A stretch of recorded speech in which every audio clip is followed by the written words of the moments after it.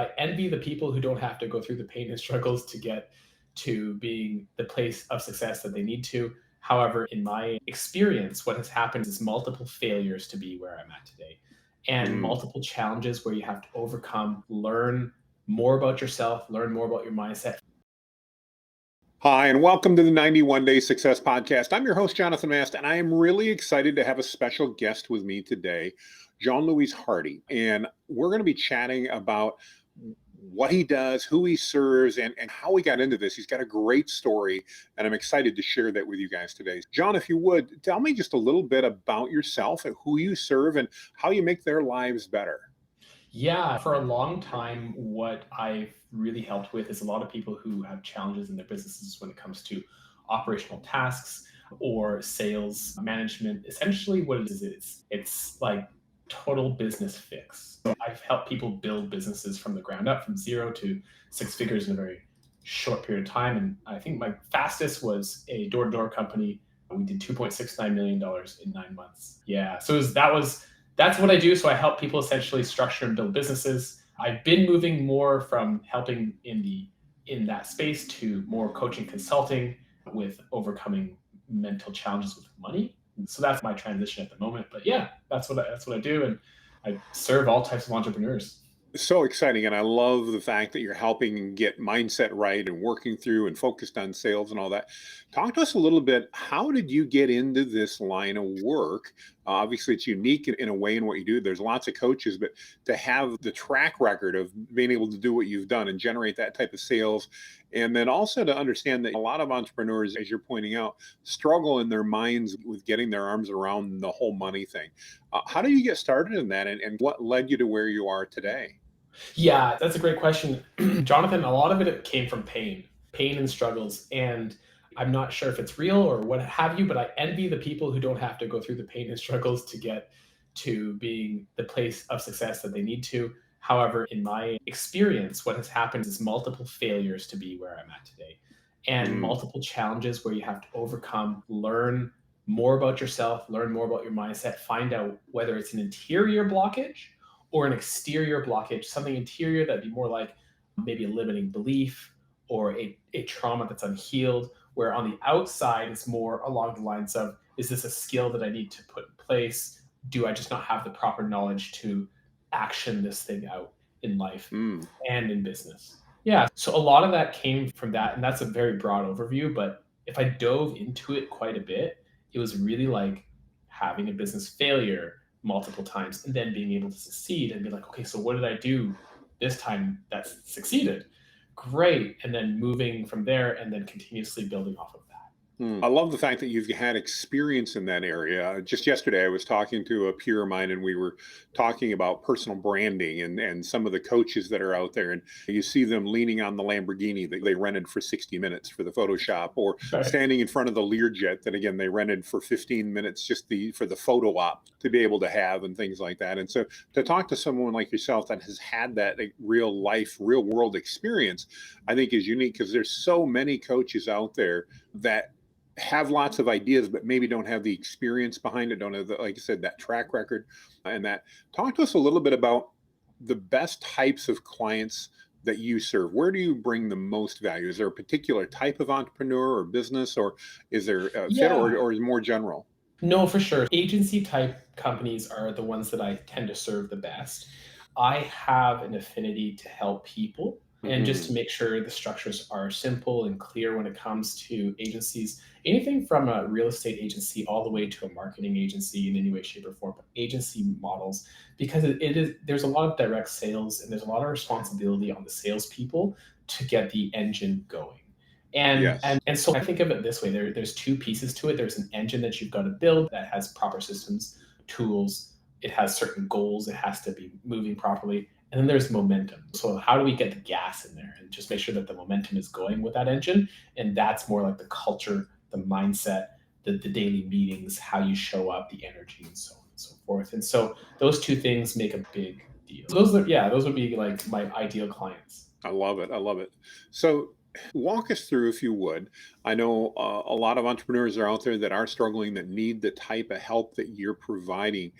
Talk to Mhm. us about what does an engagement look like? They reach out, they talk to you, and they're like, "All right, Jean Louis, we need some direction. We need somebody to get in and help us." What does that look like to maybe someone who's never been through that process before? What could they expect as part of that process? Yeah, you know what? Here's the thing, especially when it comes to for actually, you know what? That's a great question, and I think I'm going to answer it in two ways. First, Sure, that'd be great. yeah, the first thing is that there has to be a place where help, even though you may desire help, that is proper help, right? And what I mean Yes. by that is that it has to match, like the offer has to match the problem. So, Mm, so the first thing I want to do is have a discovery call with anybody and really just dive into the business and some of the challenges that they're facing to make sure that we're going to get optimal results from my point of view first. gotcha. Okay.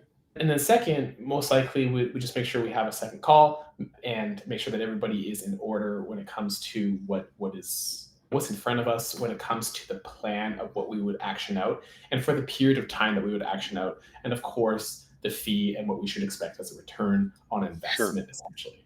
Yeah. Right. Excellent. Excellent. Again, it's just so many opportunities as I think through that and that. Talk to us, and I don't know how many details you can share, but you began by Sure. sharing about a company that you really just blew up candidly in a positive way, their Yes. revenue over a very short period of time. Can you talk to us in some general terms about what types of things did you help them with and how might Sure. that, yeah, how might that get some perspective for our audience, which is a lot of agencies, a lot of entrepreneurs. How does that all fit in? Yeah. So first things first is having good people around you. So we had 5 people in the whole entire team, and I would say 3 of them are extremely high performers. The other 2 were there following the leader, but they were good followers.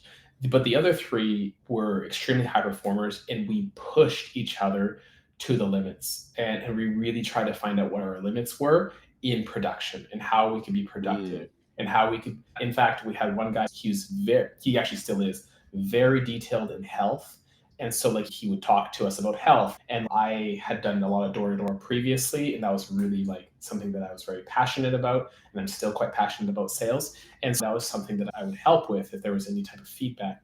And so really the type of people that you have in your company is going to make the difference. And there's only 3 reasons why a company fails. It's because they don't have the right systems and processes, they don't understand their ideal client, or they don't have the right culture.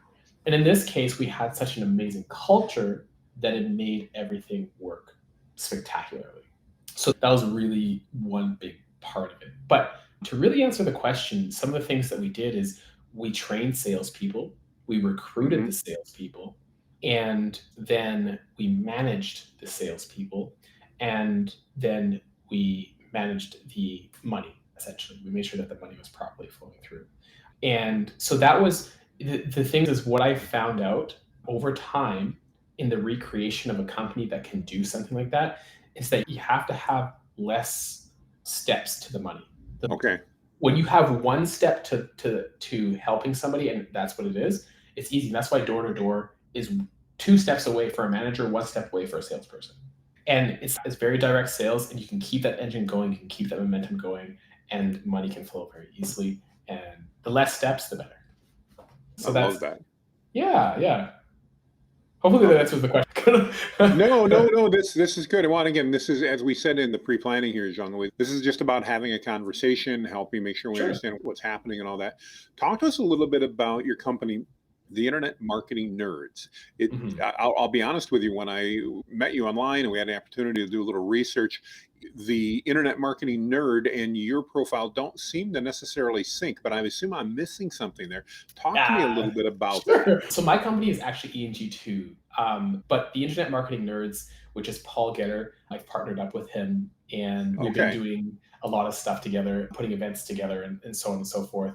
And it's been great. It's been super awesome. The Internet Marketing Nerds, super awesome team. Paul Getter is a great guy. He's helped a lot of notable people like Grant Cardone, Ty Lopez, and so on and so forth. Bob Proctor Wow. and in their branding side of things. And I was actually originally a student. And Oh wow. yeah, and in doing so, Paul became a good friend. And here we are today where I'm basically helping with the COO side of things because that's partly what I do. Sure. And Absolutely. yeah, yeah. Okay, that explains it. As I was looking at that, I was like, okay, not quite getting this, but that was my mistake then. So no big deal there whatsoever. No. In the world of coaches, obviously, Mhm. as a business person, we see and get pitched pretty regularly on this coach or this consultants who we need to talk to and all that. What sets yourself apart from those others out there? And I don't want to necessarily say posers, although we certainly know that some that's just a given. But what's your unique value proposition that you bring to your clients as you work with them? Things that I could say. One of quite a few is one of them is definitely being able to understand the person's business. In fact, if I don't understand your business, I won't take you on. And so there's a good chance that if I take you on, I've already built what you have. I've already built it in times past. So there's an experience factor that comes in play. However, I think the greatest piece that I would say is that when we come to down to the crux of it, it's just getting Hmm. results at the end of the day.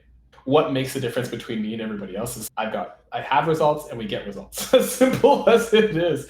That's hard to that takes time to build. Where we Yes. have a lot of people who they might get results. We're not sure. They may do very well. I'm not 100% sure, but it takes time to establish each thing that you've done in Mhm. times past. And that in itself is what builds its own credibility. And that I think that's a really big deciding factor. And I think that's really good for a lot of people to understand that like if you're going to be a coach or consultant, it's a long-term game. It's not a turn and burn type thing. Yeah, no, absolutely. I like one of the things you said there about you have results and you get results. I really love how that's set up. And again, I think I shared earlier, I think in the coaching market, that's just so critical nowadays because so many coaches and consultants talk a great game, but don't necessarily have anything to deliver on the back end. And I think that makes a huge difference. Is there a particular size company that you find you work well with, or a particular type of entrepreneur who really resonate well with you? Man, this is an industry or a personality type that really works well for what you're providing. Yeah, so one thing so just to let you know, so I'm very much faith-based when it comes to walking with I God. love that. Yeah, that's a really big thing for me. Not that you have to be faith-based to work with me, but it just does end up working very well if on the spiritual side of things, we can agree on a biblical basis. And Mhm. that is massive. That is massive, massive. It really does make a difference. Why? Because then it's very clear cut what the culture looks like, a very clear cut on what your principles are, it's very clear cut on what your morals are. And we can both come into an agreement more often than not on something that's very clear. And the path becomes much clearer that way. And so that's a really big piece that I absolutely love.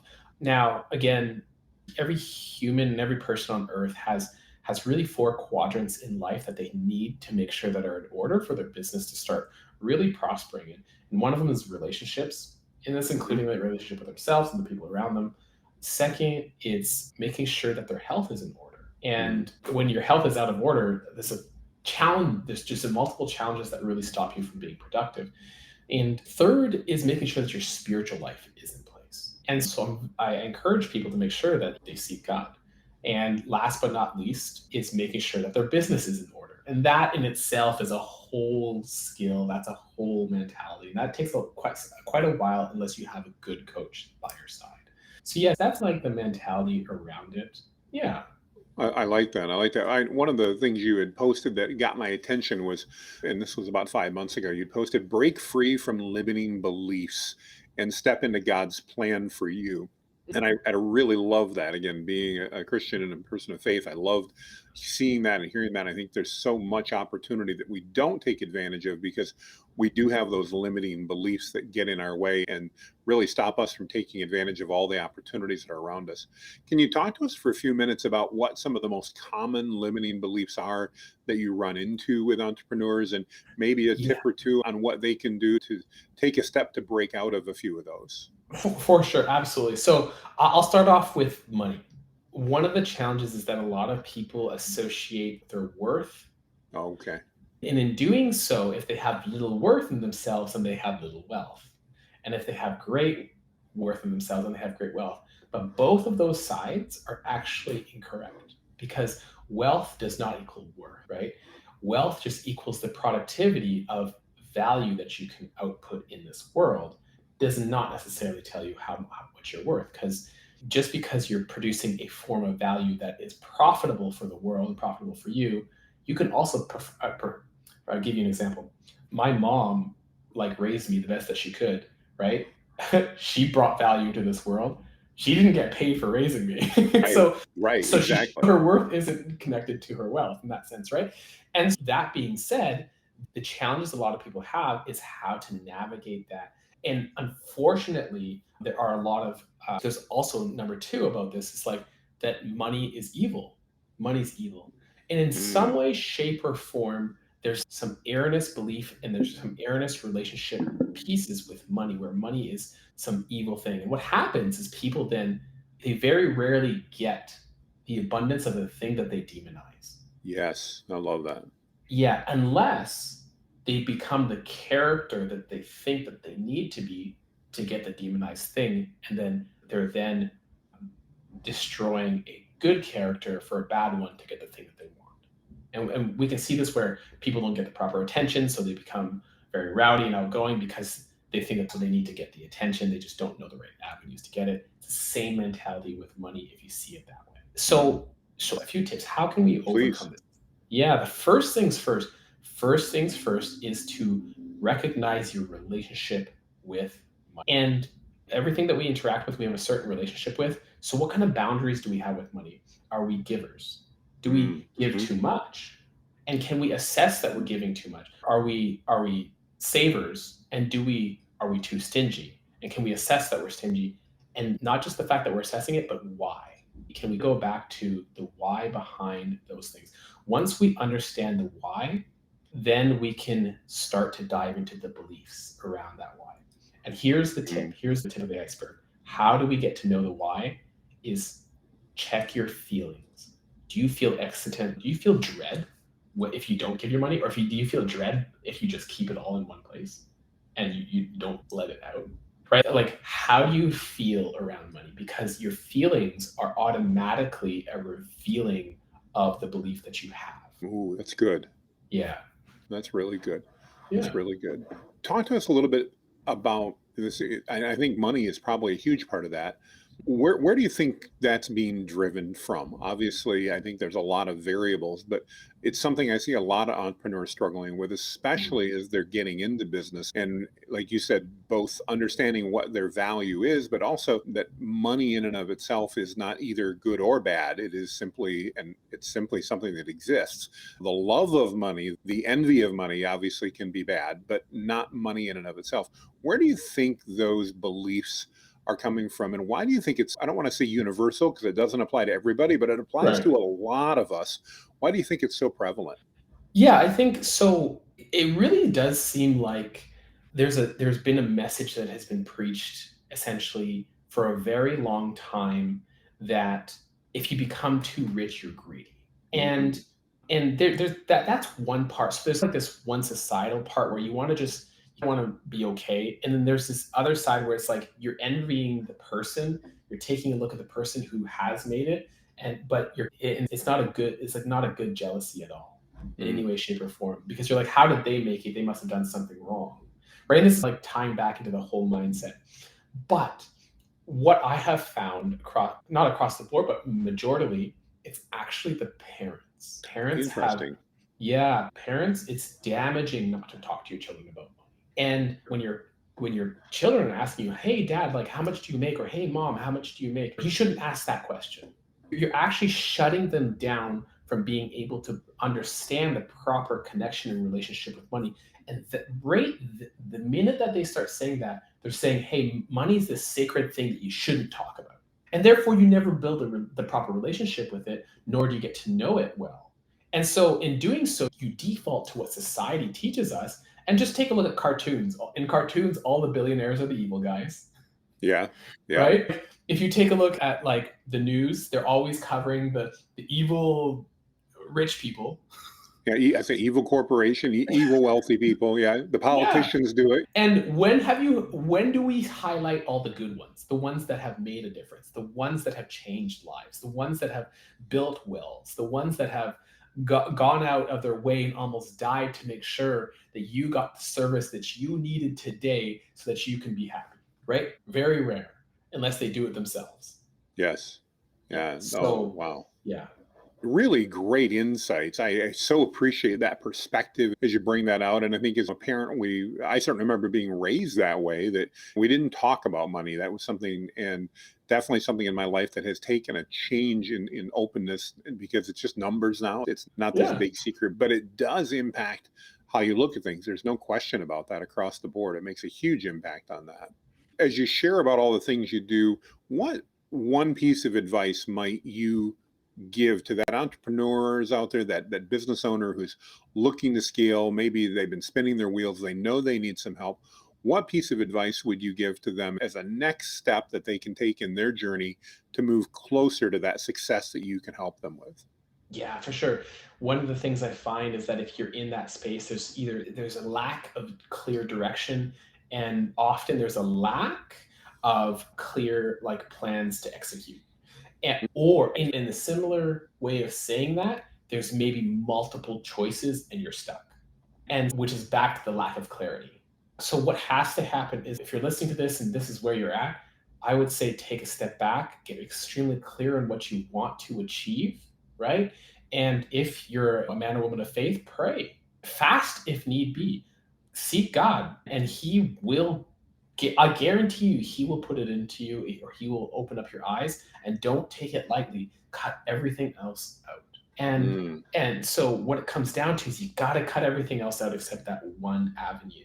And that's hard. It's not easy. Like, by the way, Jonathan, it's not easy. I'm not saying it's easy. It's simple, but it's not easy. And that's a really good clarification, because there's a lot of things in life and in business that are simple but are not easy. It's not a complex process, but sometimes that mind mud, for lack of a better word that I can't think of right now, the head games that we play are our biggest challenge and our biggest struggle across the board. So I totally understand where you're coming from on that.